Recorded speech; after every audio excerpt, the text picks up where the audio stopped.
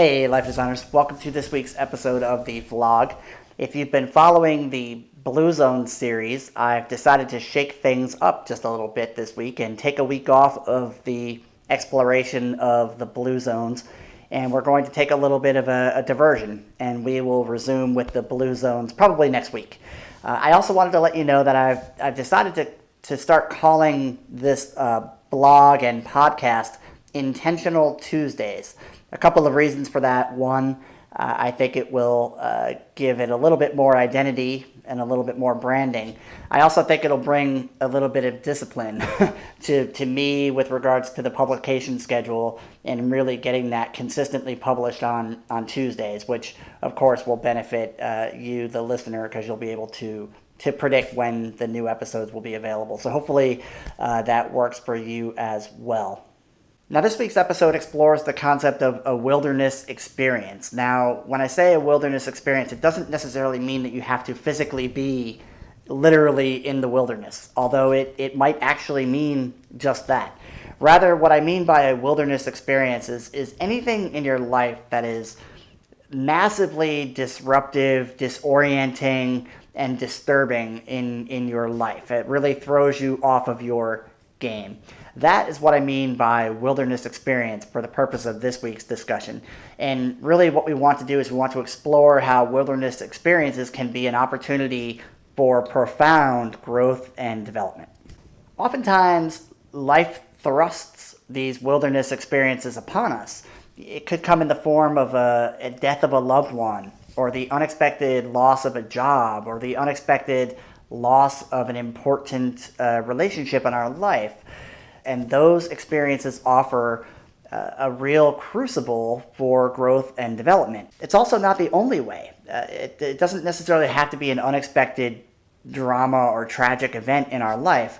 You can actually create or cultivate your own wilderness experience with the intention of having that same growth and development experience. And that intentional wilderness experience is going to be what we're going to talk about here today.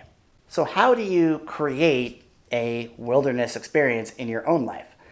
If you've ever heard me talk about my vision quest, then you know at least one way to create a wilderness experience. Now, of course, that is in the literal sense as well as the metaphorical sense. But my vision quest consisted of 5 days in the Gila National Forest, so very remote wilderness.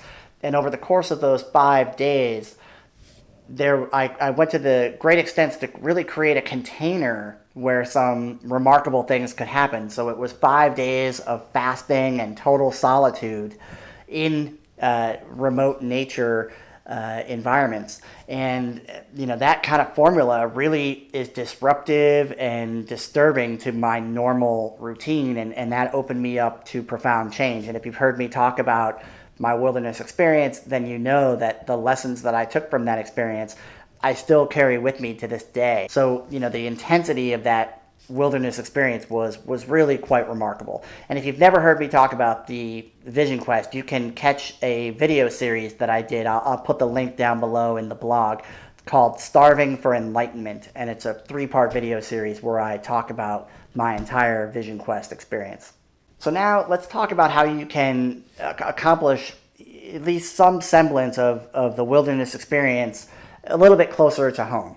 There are definitely some ways, and really what it requires is for you to disrupt and to immerse yourself into a significant pattern disruption. So one way that I've experienced myself, and I've also noticed this experience in many people, is taking on a martial art. If you go and you start to study a martial art, you are forced to go all the way back to being a total beginner. And that state of mind is very disorienting, especially when you throw in the physical component. Your first day in a jiu-jitsu class feels like you have landed in a foreign planet. All of your sense of reality is just totally thrown upside down, and you are really figuratively in a struggle for survival. And it really has a profound learning effect to be thrown into that environment. So starting a new martial art is actually, it's a large commitment, but it is one of the the most powerful things that you can do to put yourself into a wilderness experience. There are other subtler ways to get the same experience. For example, taking on a significant new responsibility within your job, or moving from your current role to a totally new role where you are really required to take on new skills and to learn new things, build new capacities in order to succeed at that new position or with that new task. This is also a really powerful, disruptive, disorienting experience that is a form of a controlled wilderness experience. So if you've ever experienced that type of shift, you know exactly what I mean. And that can be really beneficial for you to push yourself into those experiences. Oftentimes we try to avoid getting thrown into those experiences where we might be a little bit in over our head. And we're really robbing ourselves of a great opportunity to grow and develop, as long as you could set it up in a way that is relatively controlled and somewhat safe. Although part of the danger is a bit of the learning experience comes from that sense of danger. So don't make it too safe. On an even subtler level, the act of working with a coach one-on-one is really about creating very subtle micro wilderness experiences. What the coach does in working with the client is identify the client's edges of their own development, and then the coach orchestrates experiences where that client is going to feel disoriented and disrupted, and the patterns are going to be challenged by the exercises that the coach offers to the client. And it really is creating a micro wilderness experience for that client, and in that environment is where the client is really going to grow and develop as they struggle with the disorientation and the taking on of new capacities and new learnings in the midst of that confusion and that disorientation. So there are a lot of ways to create a small, subtle wilderness experiences in your own life. And of course, you want to do it in a way that is congruent with whatever goals and objectives you happen to have for your life. But I think there are a few factors that make for a good wilderness experience. And I want to run through 4 of those right now. So the first factor is what I would call immersiveness. You really want to be deep in the experience.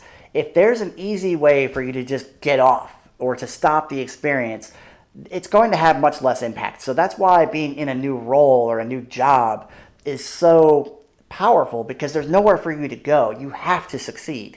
And if it was just a matter of going to, for example, a single martial arts class and then never going back, that's not going to have the same profound experience as being immersed in a program that you have to go to 2, 3, 4 days a week and really struggle through that disorientation. So being immersed in the experience is super critical when it comes to creating a wilderness experience.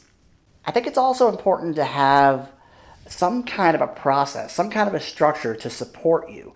It's not an element of kind of free form and winging it, if you will, is good, but you do want to have some kind of a structure to kind of hold you accountable and to kind of guide you along the way through the wilderness experience, because otherwise you might get overwhelmed by the disorientation. So you want to have something that is giving you at least directional orientation. So some kind of a structure, some kind of a process that's in place that even in the midst of your disorientation is still serving you. That process is really important. The next thing is your presence of mind. You really have to be deeply present in order to get the benefit out of a wilderness experience. You have to recognize that you're in the wilderness experience, and you have to really embrace it. If you're stuck in a wilderness experience and you don't realize it, it's just going to feel terrible. It's just going to feel like drama and pain and suffering. And if you don't notice that you're in the wilderness experience, you're not going to get the benefits out of it. So it's really crucial to notice that you're having one. If it's one of those ones that life thrusts upon you, noticing it as quickly as possible is really, really crucial. But if it's one of the kind where you're creating the wilderness experience, being fully present as you're experiencing it. So when you're going to class, to learn your martial art, being really attentive and present and fully dedicated to learning. If you're in a new role, noticing that you're in this new role and giving yourself some freedom to kind of screw up a little bit, but learn from those screw ups. Really being present and not getting overwhelmed by the disorientation is really important. Now, the last component when it comes to creating a good wilderness experience, there does seem to be some connection between the body and the mind. So if whatever your wilderness experience if it has some element of physicality to it, that does seem to be beneficial. There's something that happens when your body is in motion that just can't be replaced. You can't think through everything the way that we are often prone to do in Western civilizations. When your body is in motion, special things happen. And if you don't believe this, next time you're angry, just start going for a run.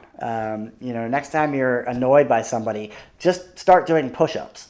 You will very quickly realize that your body can't process the mental side and the physical side completely independently, and you'll start to see the effects. But if you can build a physical element into your wilderness experience, that will go a long way.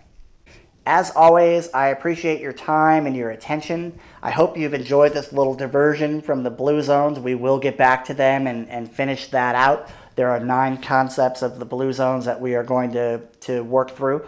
I probably will sprinkle in a few sidetrack episodes like this one along the way. So catch us next week on Intentional Tuesday. If you haven't done so already, go ahead and sign up for our mailing list. You'll get this podcast delivered right to your inbox.